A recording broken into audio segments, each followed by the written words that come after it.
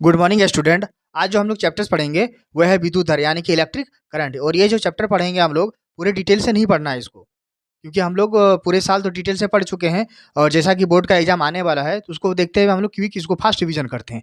तो आइए जो तब तक आप लोग वीडियो को क्या करें, एक लाइक कर दें और चैनल को सब्सक्राइब कर दें। तो आइए हम इसको पढ़ते हैं। सबसे पहला जो टर्म है वो है विद्युत धारा। तो विद्युत धारा को जानने से विद्युत धारा का डेफिनेशन क्या होता है? आवेश की प्रवाह की दर को क्या कहते हैं? विद्युत धारा कहते हैं। तो आवेश क्या होता है? चार्ज जो होता है दो तरह का होता है, एक होता है पॉजिटिव चार्ज और दूसरा क्या होता है? Negative charge. नेगेटिव चार्ज किस में होता है? इलेक्ट्रॉन में होता है। और पॉजिटिव किस में होता है? प्रोटॉन में होता है। तो इलेक्ट्रॉन के बहाव के कारण वहाँ क्या होता है? विद्युत धारा उत्पन्न होता है। यानी आवेश के प्रवाह की दर को क्या कहते हैं? विद्युत धारा कहते हैं।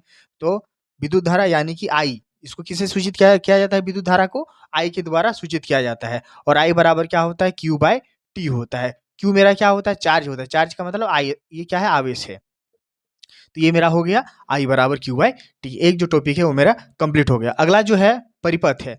विद्युत परिपथ क्या होता है? जैसे कि एक हम लोग सर्किट ले लेते हैं। यहाँ पे बल्ब लगा दिए, यहाँ पे क्या लगा दिए? एमीटर लगा दिए। इधर क्या लगा दिए? स्विच लगा दिए। और इधर क्या लगा दिए? एक बैटरी लगा दी। नेगेटिव पॉजिटिव चार्ज होता है, ठीक है। और जब यहाँ ऑन ऑफ करेंगे तो क्या होगा? तो ये पूरे जो कुंडली बना हुआ है इसको क्या कहते हैं? परिपथ कहते हैं। उसके बाद हम लोग पढ़ेंगे विभव और विभवांतर। विभव और विभवांतर क्या होता है? जब इकाई धन आवेश को, मान लेते हैं यहाँ से हमको इकाई धन आवेश को यहाँ लाना है, तो इकाई धन आवेश को एक जगह से दूसरे जगह लाने में जितना कार्य करना पड़ता है, दरअसल ये क्या होता है? विभव और विभवांतर क्या होता है? ये काम को ही दर्शाता है, कार्य को ही कार्य का मापन होता है। यानी इकाई धन आवेश को क्या होता है? एक जगह से दूसरे जगह लाने में जितना कार्य करना पड़ता है उसको क्या कहते हैं? विभवांतर कहते हैं। यानी V बराबर क्या होता है? W by Q. और W क्या है? वर्क है मेरा। Q क्या है? चार्ज। तो इकाई धन आवेश, ये आवेश हो गया, चार्ज हो गया मेरा। और ये W क्या हो गया? वर्क हो गया। इसका ऐसा यूनिट क्या होता है? वोल्ट होता है। अब पढ़ते हैं हम लोग इससे रिलेटेड क्या होता है? विभवांतर से रिलेटेड क्या होता है? ओम का नियम होता है। ओम का नियम क्या होता है? ओम का नियम, यहाँ हम ले लेते हैं एक तार। तो यहाँ कहा जाता है कि तारों के बीच का विभवांतर। ओम का नियम एक कंडीशन होता है कि यहाँ का जो टेम्परेचर होता है, जो ताप होता है, टेम्परेचर जो होना चाहिए कांस्टेंट हो, नियत होना चाहिए। तो वही नियत ताप पर किसी चालक के सिरों के बीच का विभवांतर, किसी चालक के सिरों का बीच का विभवांतर तथा उसमें प्रवाहित होने वाला विद्युत धारा क्या होता है? समानुपाती होता है। यानी भी समानुपाती आई होता है।